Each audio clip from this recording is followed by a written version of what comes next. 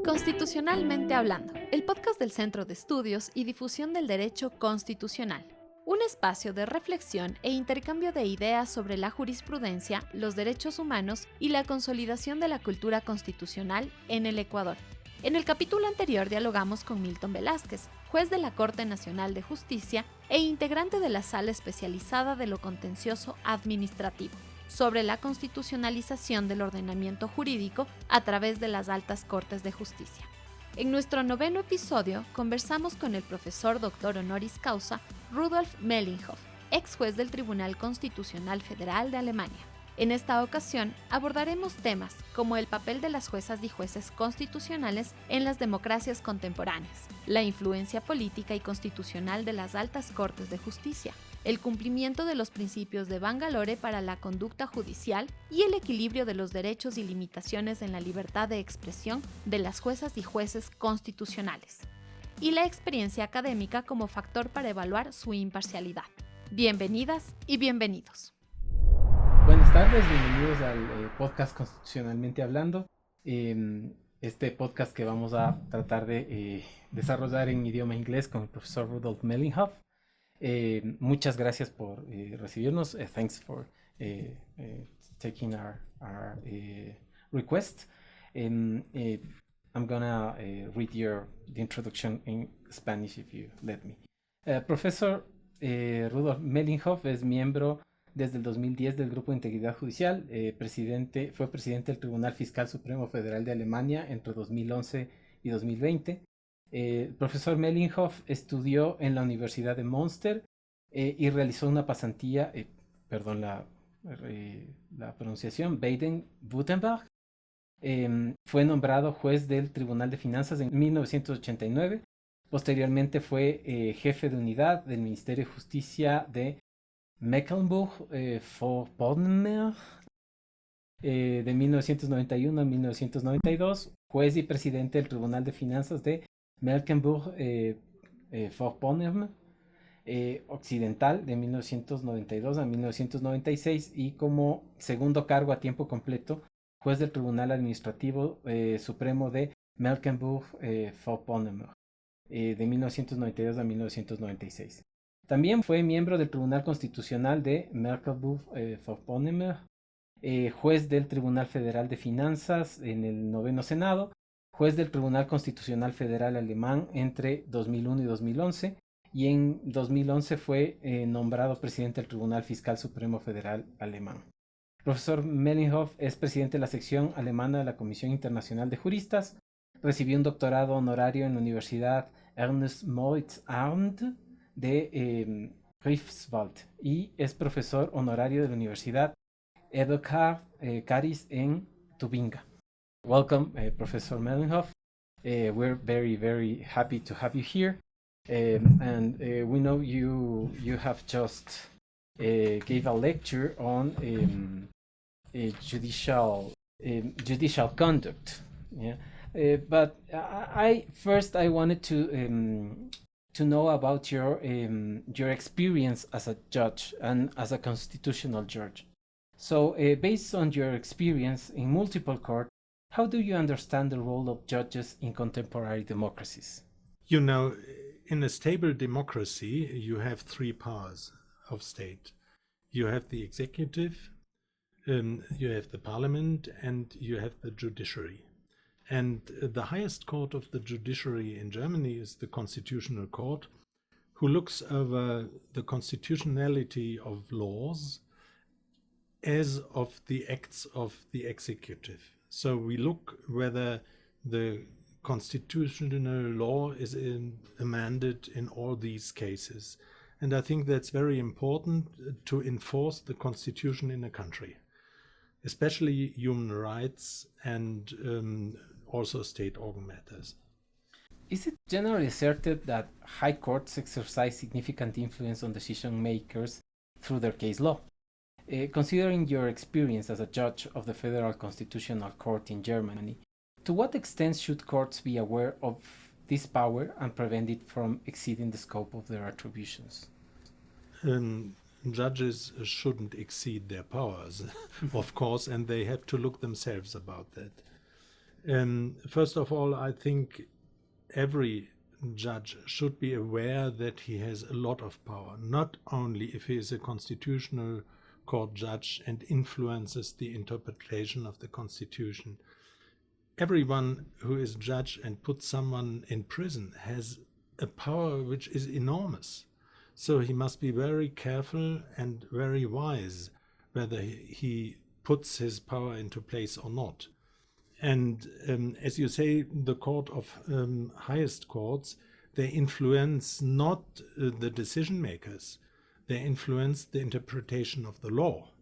And therefore, the decision makers must obey what the highest court says. And therefore, on some role, the constitutional courts are part of the political process, because they define what the Constitution says, how it is amended, how it is applied, and therefore you must be careful in doing these things. We know that you have been member of the Judicial Integrity Group in charge of promoting the principles of Bangalore of judicial conduct. Which are those principles, and how are they important for the judicial activity? They are formulated from judges all over the world. There was a group of judges who approved them and discussed them with justices in more than 75 countries.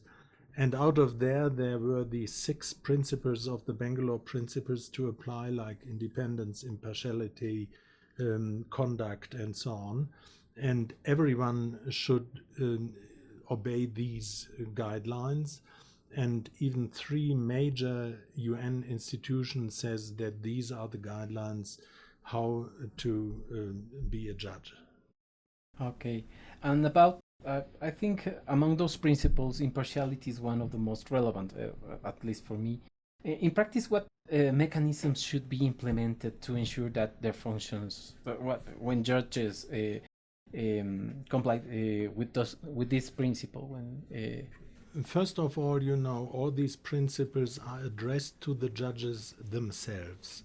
So if you are in a group of judges or in a senate or in a chamber, each one is, looked at by the other judges, and everyone should know which are the boundaries of impartiality. And you always have to have a view on the human being who is in front of you, and that he is a human being, either whether he is male or female, whether he's black or white or whatsoever, so that you don't have any differences between these persons. Okay, and does that apply to as the part in a dispute, but probably when it applies to principles such as competing principles, is impartiality important or not? Yes, it is important.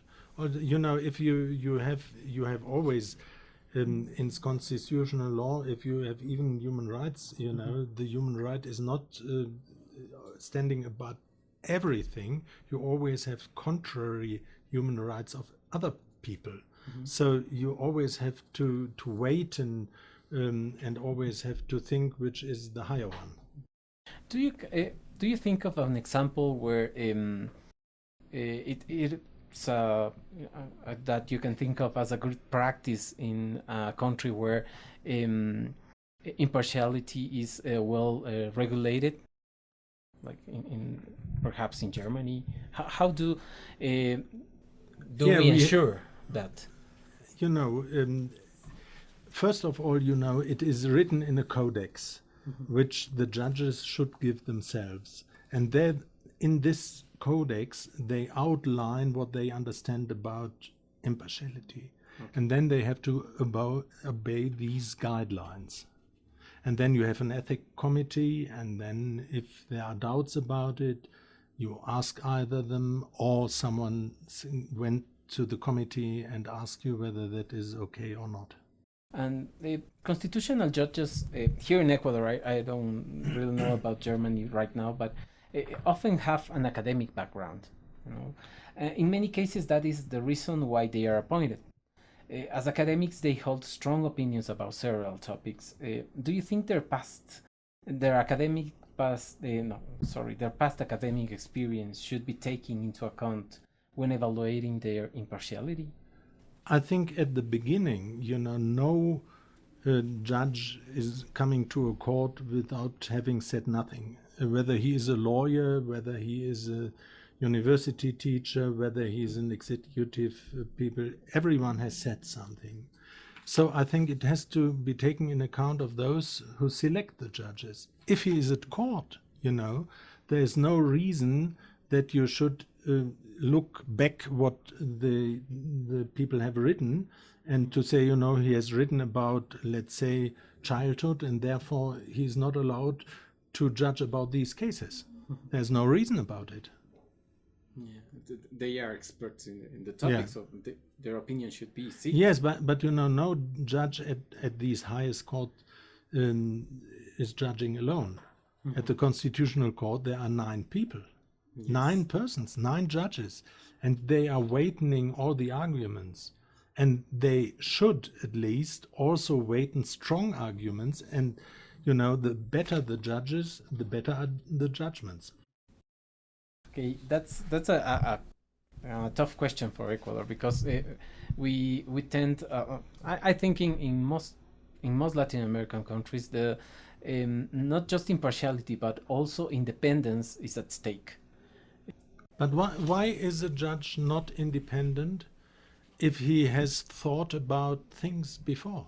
No, I think it's that's the question, because in hopes of controlling judges' impartiality, there are threats to independence. When other actors seek to, remove a judge or take him from a case when they have had an academic background, and that's wrong because of the principles we have stated, right?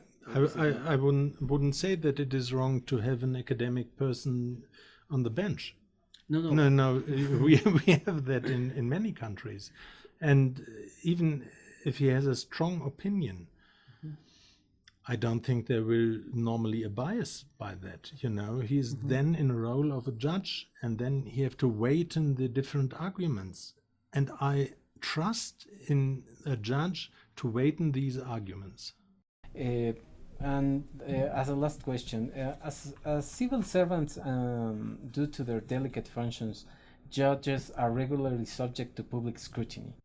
For that reason, judges usually have to limit themselves in the public expression of their personal thoughts and, in general, the exercise of freedom of speech.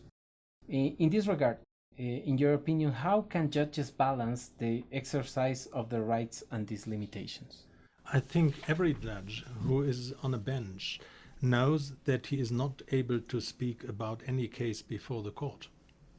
He never might discuss it with friends, nor have interviews with newspapers about that or something like that. And even if you have finished the time at the court, I think you are not allowed to speak about your time on the bench. You are really then in another role as a judge, and then you must hesitate really to speak about the single case, the single person, and what you are thinking about that, because a whole Senate is doing the judgment, not you alone. And then you later, if you go, for instance, in university and to explain the cases, you explain the case of the whole court. You don't explain your sole and only thoughts about that. Oh, okay. And one last question, sorry, but it comes for the when it comes to separate opinions. Does the principles of Bangalore have any impact on how do you mean dissenting opinions or something? If you have a system with dissenting opinions, it's very open. There are a part of the bench who says that the decision will be judged in that way, and you have another part of the bench who says, we don't follow the majority of that. And then they express really why they don't find it right how the majority judged the case. In these systems, it's very open, and it's very clear that a judge can express why he is dissenting with the majority of the opinion. Okay, so thank you very much for the interview, and we welcome you here to Ecuador, to the Constitutional Court of Ecuador. Thank you very much. And to the Center of, I don't know how to speak in English like that, el Centro de Estudios y Difusión de Derecho Constitucional. Thank you very much.